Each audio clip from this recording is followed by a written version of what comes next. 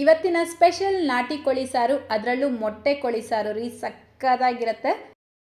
ಹೆಸರು ಕೇಳ್ತಾ ಇದ್ರೇ ಬಾಯಲ್ಲಿ ನೀರು ಊರ್ತಾ ಇದೆಯಾ? ಖಂಡಿತ ಮನೇಲಿ ಟ್ರೈ ಮಾಡಿ, ತುಂಬ ಇಷ್ಟ ಆಗುತ್ತೆ ನಿಮಗೆ. ಅದರಲ್ಲೂ ಬಿಸಿ ಬಿಸಿ ರಾಗಿ ಮುದ್ದೆ ಜೊತೆಗಂತೂ ಎಕ್ಸಲೆಂಟ್ ಕಾಂಬಿನೇಷನ್ ಅಲ್ವಾ? ತಿಂದಿದ್ದೀರಾ? ತಿಂದಿಲ್ಲ ಅಂದರೆ ಮನೇಲಿ ಟ್ರೈ ಮಾಡಿಬಿಟ್ಟು ಒಂದ್ಸಲ ಟೇಸ್ಟ್ ಮಾಡಿ ನೋಡಿ, ಫಿದಾ ಆಗಿಬಿಡ್ತೀರಾ. ಸೊ ಬನ್ನಿ ಮಾಡೋದು ಯಾವ ರೀತಿ ಅಂತ ತಿಳಿಸ್ಕೊಡ್ತೀನಿ. ಮೊದಲು ನಾನಿಲ್ಲಿ 1 kg ನಾಟಿ ಕೋಳಿ ತೊಗೊಂಡಿದ್ದೀನಿ. ಇದಕ್ಕೆ ಸ್ವಲ್ಪ ಉಪ್ಪು ಮತ್ತು ಅರಿಶಿನ ಹಾಕಿ ಚೆನ್ನಾಗಿ ತೊಳೆದಿಟ್ಕೊಂಡಿದ್ದೀನಿ. ಇದರ ಜೊತೆಗೇ ಮೊಟ್ಟೆನೂ ಕೊಟ್ಟಿರ್ತಾರೆ, ಇದನ್ನು ಸಪ್ರೇಟಾಗಿ ತೆಗೆದಿಟ್ಕೊಳ್ಳಿ.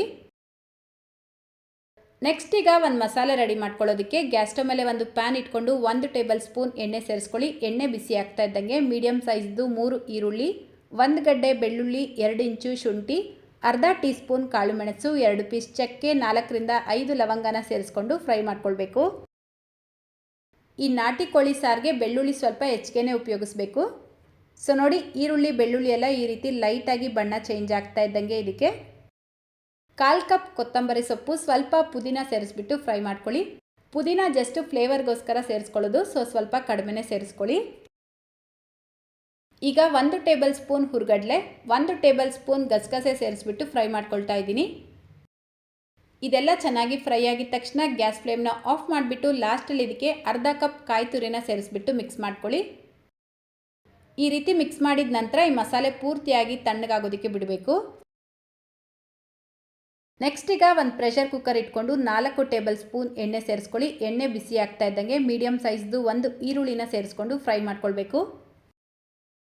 ಈಗ ಇದಕ್ಕೆ ನಾವು ಮೊದಲೇ ಕ್ಲೀನ್ ಮಾಡಿ ತೊಳೆದಿಟ್ಕೊಂಡಿರುವಂಥ ಚಿಕನ್ ಪೀಸಸ್ನ ಸೇರಿಸ್ಬಿಟ್ಟು ರುಚಿಗೆ ತಕ್ಕಷ್ಟು ಉಪ್ಪು, 1/4 ಟೀ ಸ್ಪೂನ್ ಅರಿಶಿನ ಸೇರಿಸ್ಕೊಂಡು ಮಿಕ್ಸ್ ಮಾಡ್ಕೊಳ್ಳಿ.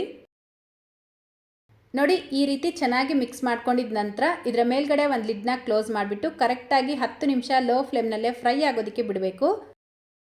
ಆವಾಗವಾಗ ಲಿಡ್ ಓಪನ್ ಮಾಡಿ ಮಿಕ್ಸ್ ಮಾಡ್ಕೊಳ್ತಾ ಫ್ರೈ ಮಾಡ್ಕೊಳ್ಳಿ.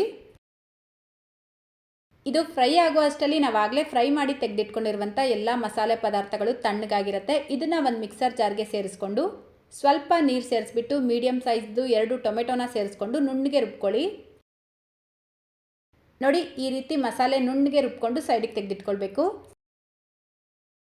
ಈಗ ಚಿಕನ್ ನೋಡೋಣ. ನೋಡಿ, ಕರೆಕ್ಟಾಗಿ 10 ನಿಮಿಷ ಆಗಿದೆ. ಚಿಕನಲ್ಲಿರುವಂಥ ನೀರೆಲ್ಲ ಈ ರೀತಿ ಸಪ್ರೇಟ್ ಆಗಿರುತ್ತೆ. ಈಗ ಇದಕ್ಕೆ 2 ಟೇಬಲ್ ಸ್ಪೂನ್ ಧನಿಯಾ ಪುಡಿ, 1 ಟೇಬಲ್ ಸ್ಪೂನ್ ಅಚ್ಕಾರದ ಪುಡಿನ ಸೇರಿಸ್ಬಿಟ್ಟು ಮಿಕ್ಸ್ ಮಾಡ್ಕೊಳ್ಳಿ. ನಾನು ಮನೇಲೇ ಮಾಡಿರುವಂಥ ಧನಿಯಾ ಪುಡಿ ಮತ್ತು ಖಾರದ ಪುಡಿನ ಉಪಯೋಗಿಸಿರೋದು. ಮತ್ತೆ ಈಗ ಲಿಡ್ನ ಕ್ಲೋಸ್ ಮಾಡಿ 5 ನಿಮಿಷ ಇದನ್ನು ಫ್ರೈ ಆಗೋದಕ್ಕೆ ಬಿಡಬೇಕು.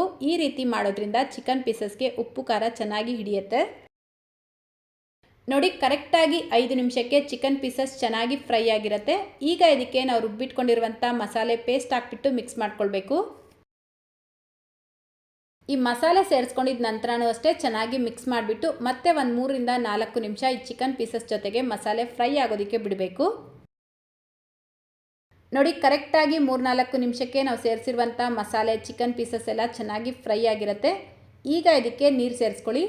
ಮೊದಲೇ ನೀರು ಸೇರಿಸ್ಕೊಳ್ಬಾರ್ದು. ಮಸಾಲೆ ಜೊತೆಲಿ ಈ ರೀತಿ ಚಿಕನ್ ಪೀಸಸ್ನ ಫ್ರೈ ಮಾಡ್ಕೊಳ್ಳೋದ್ರಿಂದ ಟೇಸ್ಟ್ ಇನ್ನೂ ಚೆನ್ನಾಗಿರುತ್ತೆ.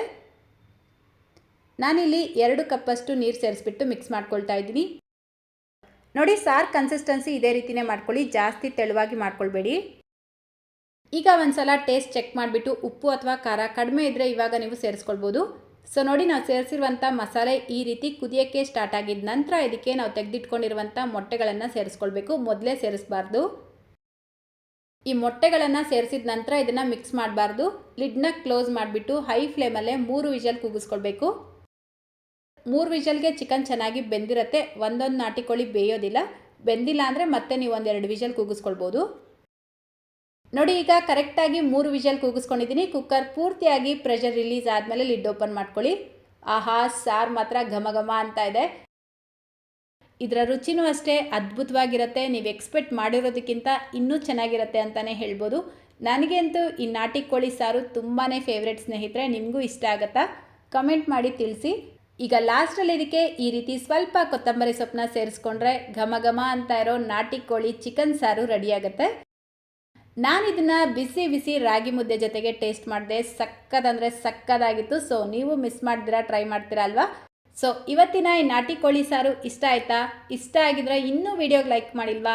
ಪ್ಲೀಸ್ ಒಂದು ಲೈಕ್ ಮಾಡಿ, ನಿಮ್ಮ ಫ್ರೆಂಡ್ಸ್ ಮತ್ತು ಫ್ಯಾಮಿಲಿಯವ್ರ ಜೊತೆಗೂ ಈ ವಿಡಿಯೋನ ಶೇರ್ ಮಾಡ್ಕೊಳ್ಳಿ. ನಾನು ಪ್ರತಿಯೊಂದು ವಿಡಿಯೋದಲ್ಲೂ ತಿಳಿಸ್ತೀನಿ, ಆದರೆ ಲೈಕೇ ಮಾಡಲ್ಲ ಅಂತೀರಾ. ಸೊ ಮಿಸ್ ಮಾಡ್ದಿರಾ ಲೈಕ್ ಮಾಡಿ.